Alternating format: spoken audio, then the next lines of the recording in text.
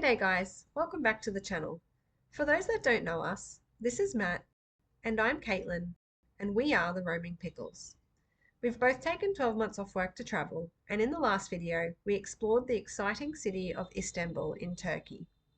In this episode, we take a tour of the historic Gallipoli Peninsula from Çanakkale, and learn more about the history between Anzac and Turkish soldiers.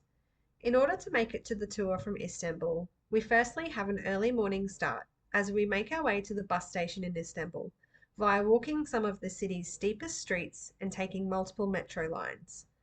After arriving at the bus station in the rain, we were pleasantly surprised when we found the buses have huge seats and even an attendant handing out food and water on board.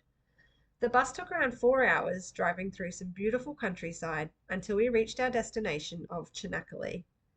Like most bus stations in Turkey, we were dropped off about 8 kilometers outside of the city centre, so we had to wait and board another bus into the city. Now that we've arrived in Çanakkale, hang around to see what the city and Gallipoli tour have in store for us. Also, don't forget to like and subscribe if you enjoy the video. Alright, well we're here Where are we? at Çanakkale or Çanakkale, Çanakkale. Çanakkale, I think it is.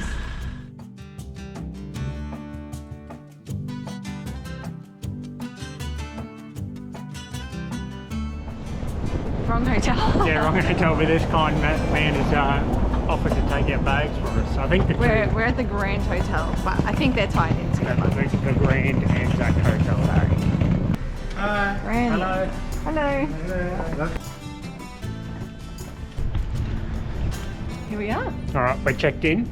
It was 202 Australian dollars for 3 nights. A little bit over budget, but We're in like, it is what it is. we're like literally about 50 metres away from the ferry. Oh, there's a kitty cat. Hey, meow. You reckon you can jump about 10 metres in the air? Anyway. Yeah, so we're right in the middle of it all, and there's restaurants, and it looks so nice. The streets are really clean and well presented, I guess. Yeah, we're keen to go have a little look-see. So, Oh, you can see Macca's through there as well. Feed that big gut of yours, hey?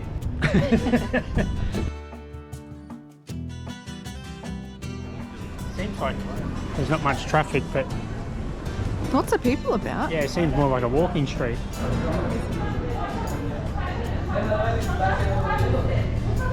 That's starving. Worms are picking at my ribs. What'd you get?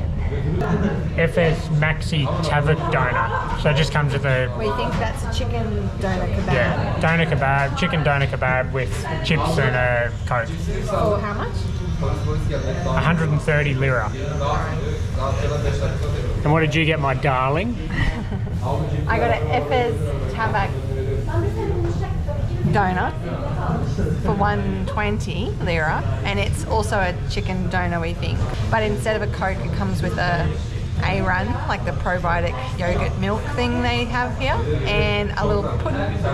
So, We tried the A-Run the other day and neither of us really liked it. but we didn't shake it up before We didn't had realise it. you had to shake it and Yeah. stir it, so I'm not real keen to give it another go, but Caitlin's obviously We've got to give interested. it a proper go. Not bad at all. Looks good. Yeah. Those chips are pretty fresh. I think they've just been cooked. Ooh, it's a big one. That's all yours. I've learnt. I think you've got to shake it. And I got a little pud as well. Alright, let's eat. Get a couple of chips on your fork. I love the wraps. They're so like fresh. That's good. Alright, see how this one goes. I'm scared. Did you shake it? I shook it. Hopefully enough. You gotta help me drink this.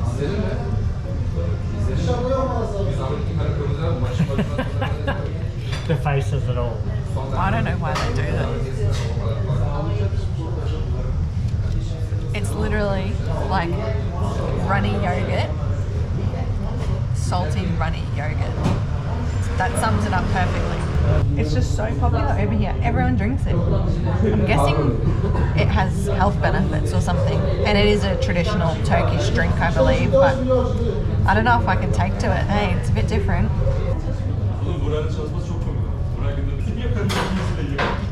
Oh, no, that's all yours, I think. Sorry. Who gets dessert? Who gets a drink?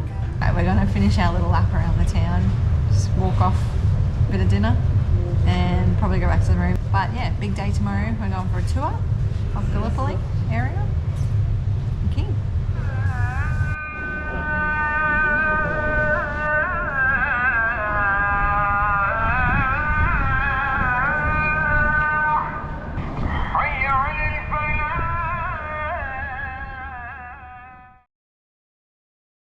Morning, guys. Good morning.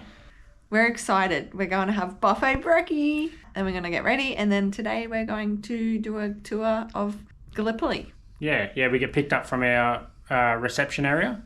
So we'll go brekkie, get the day started. Let's go. It looks amazing. Excited. Sausage. Traditional. Yogurt. Oh, cake for brekkie. First round is savoury, second round cereal maybe, and then finish on sweets. They got yogurt too. Do you want a coffee? Yeah. Second round. Round 3. Cereal round? Do you reckon we need sweets? Absolutely. Alright. Keep going. Did you get enough?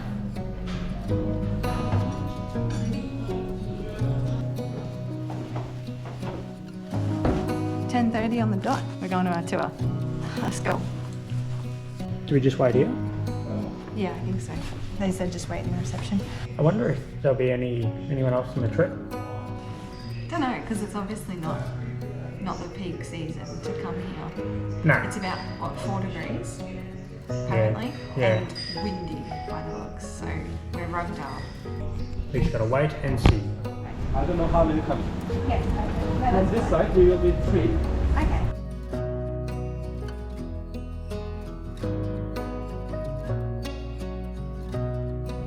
We're off. Off we go, changing continents. Yep, we're crossing the Dardanelles, which means we're going from Asia to Europe. So it's interesting when you think about it that way. It's always been a very important watercourse, he pointed out. But yeah, we've found there's 3 of us from the Chanakali township that are on the ferry. But yeah, I'm looking forward to it. Should be a good day. We haven't actually paid yet, but we were told it was 40 euros per person. I'm guessing it's going to be very windy where we're going today. Look at your beanie. It's all stretched out. This is cold as a pole. That's it. We've got about half an hour journey apparently.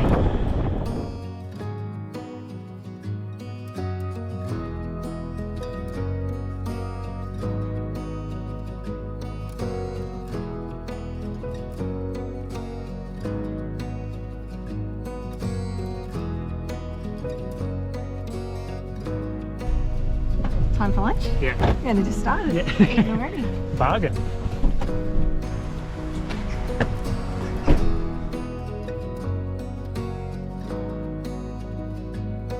Looks quite fancy. Just here. That's nice and warm. Well done. Good feed. Yeah, that was really good. Good to go. Still a bit full from breakfast, Yeah, mate. me too. This dog. Oh, he's such a cutie. Oh, your hair's in my Yeah, I know. face. And you should see it in my face right now. We're about to jump in the van and head off up to... I don't really know where we're going first. No. We'll find out as we go. That's why we've got a tour guide. Yeah.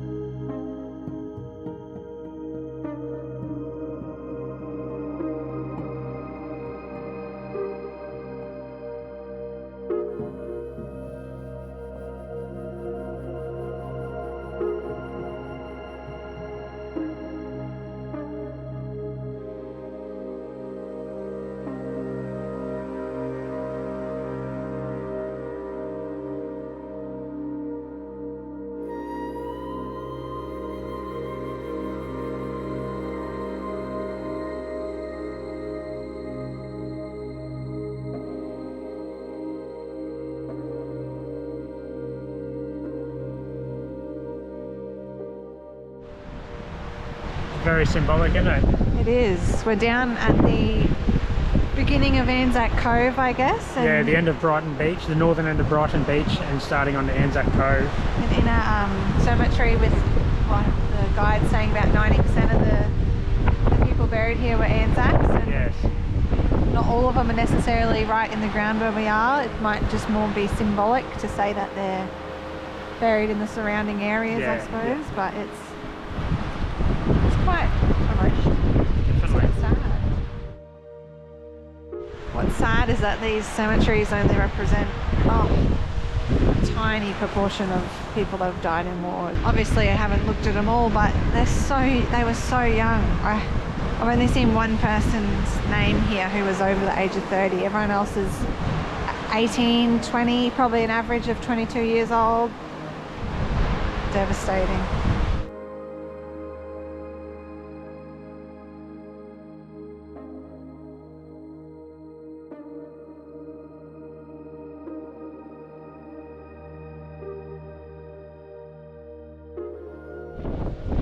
Well, we're here. Yes. Anzac Cove.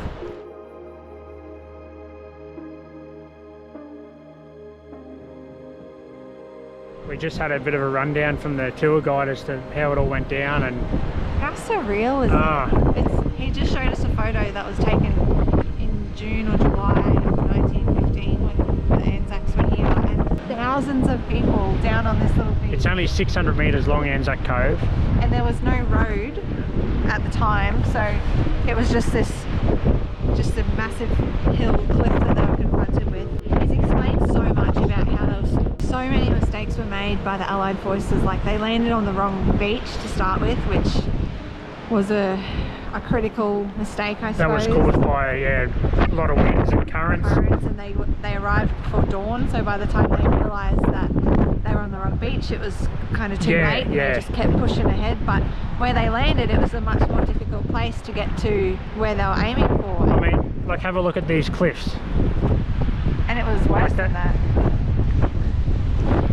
That's what they had to climb up with the Turks at the top. Admittedly, there wasn't many Turks, but But because they landed in the wrong place, Yeah, it took just- them a lot longer to climb these, and it gave time for the Turkish to send reinforcement. And it's quite interesting. Yeah. There were 3 jetties here built, and you can see just the final remnants of one of them. that's pretty much all Bit that's of a left, isn't it? concrete, yeah. It's as an Australian, it's a very surreal feeling to be standing here where so many people lost their lives. That's right. I'm so glad we've come on a tour. I can't recommend a tour enough. So informative. Yeah, if you really want to get in and amongst it, and yeah, get the real information, I guess.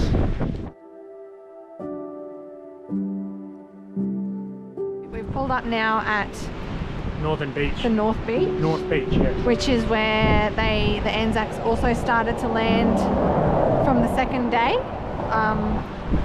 So the first day they landed in Anzac Cove, the second day they began landing here and in Anzac Cove. And you can see out in the water like a dark shadow of a sunken ship that they They sacrificed it. to help make the waters less choppy as they were trying to load everything up when they retreated. And this is where they have the dawn services on Anzac Day. It's not a very big area. No, it's very big at all. The But guide said there were 16,000 people here in 2015 for the 100-year memorial. Yeah. So can you imagine that? That's a Oh, lot. yes.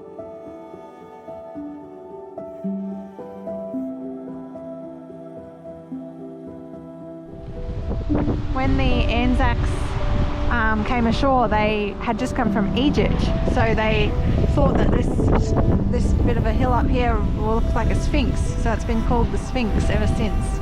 And this hill over here was the first one that they successfully captured.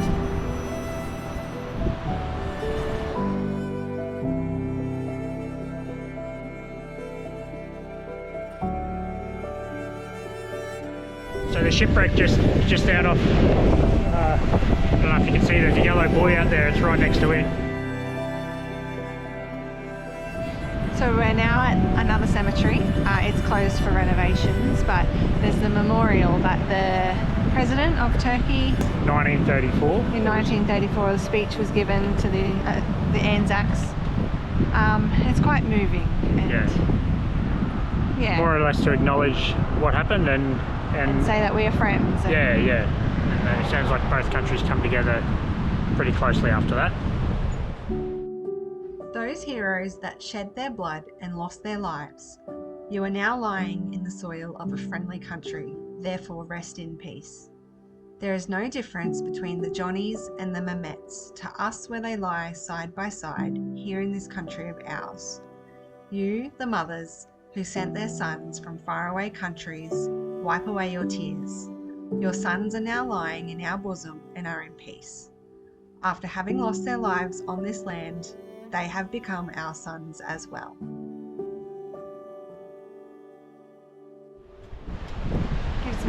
Gives me goosebumps a bit reading that speech. It's a very monumental moment by Ataturk in 1934.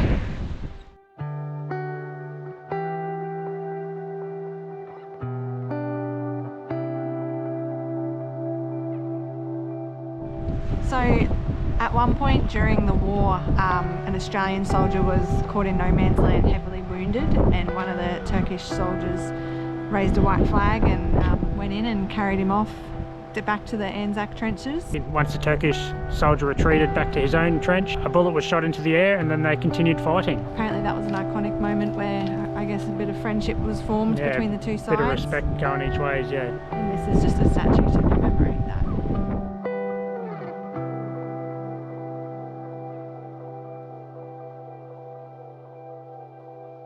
We're currently at the Lone Pine Cemetery.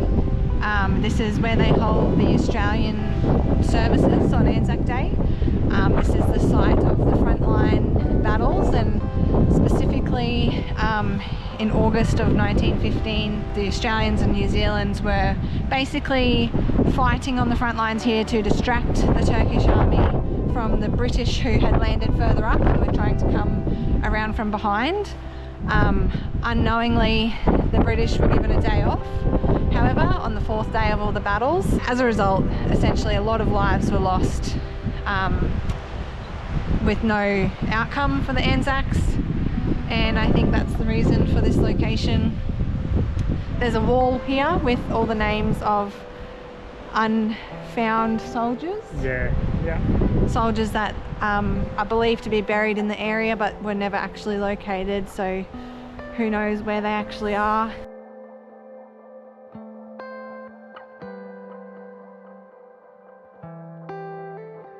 It's called Lone Pine. Obviously there's a story associated with that. A pine cone, It was planted. It was sent home to Australia and planted in Canberra, and then the seed from Canberra has been sent over here, and it's the third generation pine tree is planted over here in Gallipoli. The first generation pine tree, they believe, has got burnt or it's destroyed. It's no longer here.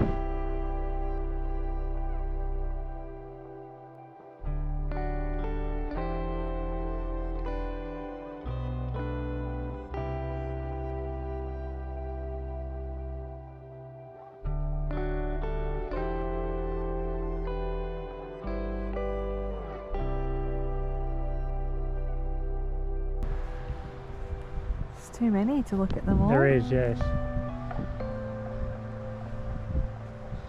The trenches as well. Okay. So they are everywhere. Yes. From Lone Pine to Chinook Bair, the trenches are everywhere. Yeah. And they were 2 meters deeper and wider during the war. And they did the same as well. Oh, so Wow. both sides Yes, are doing so many tunnels they dug.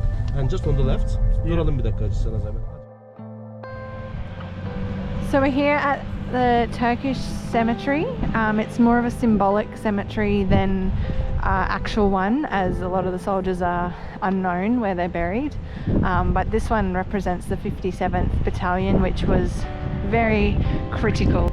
It was that battalion which essentially halted the Anzacs from reaching their destination, which would have led to a very different result today.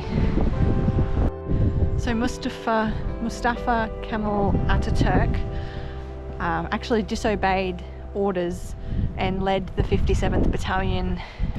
He ended up founding the Republic of Turkey, essentially. So the guide pointed out that if he had have died on that very first day of battle, there would be no Turkey as we know it. So he's a very monumental person, and so was this battalion. I feel really conflicted, not in a bad way, more in just a sad way. Conflicted between feeling for the Turkish soldiers and the Anzac soldiers. They were, no one was really at fault for being there. And the guide is telling stories of Australian soldiers who did heroic acts, which makes you feel proud, but as a result it resulted in the death of Turkish soldiers, which makes me feel sad, and vice versa. And it's a really conflicting place to be, but really important, I think, to reflect, and really lovely that there's a friendship between the two countries, I guess.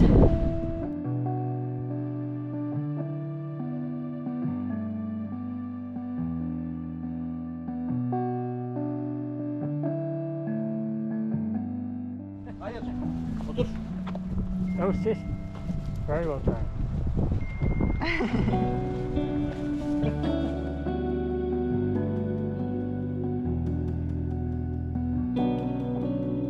We're here at Chunuk Bair, which was the final goal destination for the whole mission of Gallipoli, in order to have power over the Dardanelles, which you can see in the distance over here.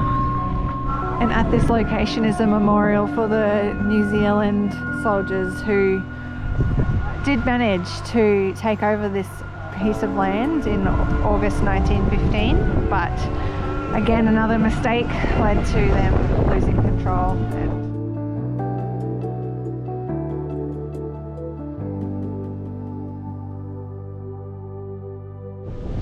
So we're now at the Neck, as it's called, where the Anzac battleships were bombing the Turkish front lines and trenches, and the Anzacs were waiting in these trenches ready to charge at an exact moment after the bombing finished.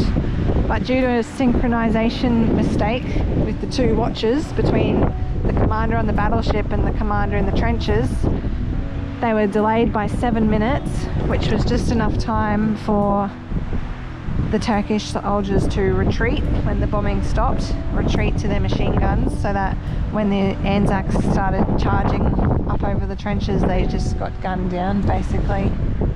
So the Turkish referred to this small section of ridgeline as Courage Hill, I think he said, due to the courage showed by the Anzacs. And these are the trenches that they were waiting in, ran out of.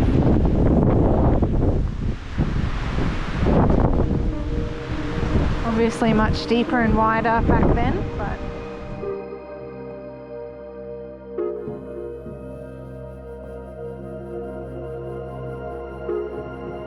it's quite devastating. Like, it just really is. Standing here in this moment and visualizing and respecting and honoring and remembering all those soldiers that stood here in these same spots, but were basically charging to their death, for most of them at least. All for a war that they really had no part in. They were just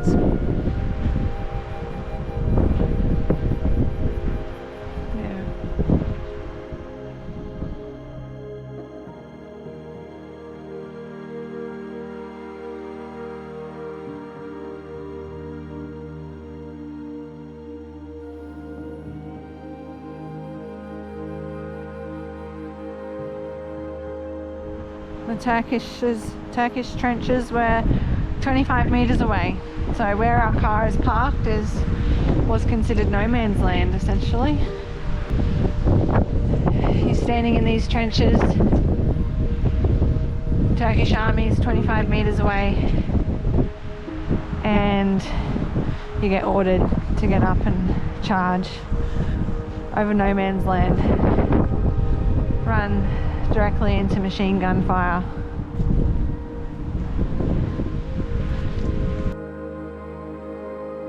I really don't know how to describe how I feel. Obviously sadness, but I feel like a bit of pride. I mean, I always have. You always think of Anzacs and Gallipoli and feel a sense of pride, but God, they were courageous. Yeah, yeah. Definitely. It's a long way from home.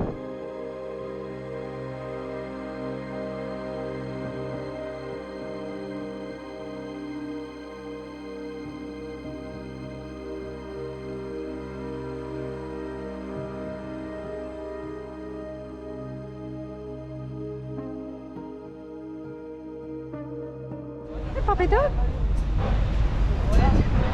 Hey, kitty cat. We're at the ferry, ready to go back home. Yeah. Alright, back in In our town. It's so windy still. yes, and it's And cold. cold. But what a day. Oh, it was. Information overload, but in a good way. Really informative and yeah, a little bit heartbreaking, and being that it focuses a lot on Australians, it was Yeah, it really hit home a bit. really hit home, yeah. I can't express our recommendations enough of getting a tour guide for that Yes, sort of thing. absolutely. It's well worth it, that's for sure. We do a lot of things on our own, but we can never summarise the raw history as well as a tour guide. No. So it's well worth it. If we had hired a car, we would have gone to the same places, but We wouldn't have had the same yeah, you just knowledge. don't know. But no, we're going to head back to our apartment. And we've got tomorrow here as well to keep exploring this town. So Yeah, stay tuned. stay tuned.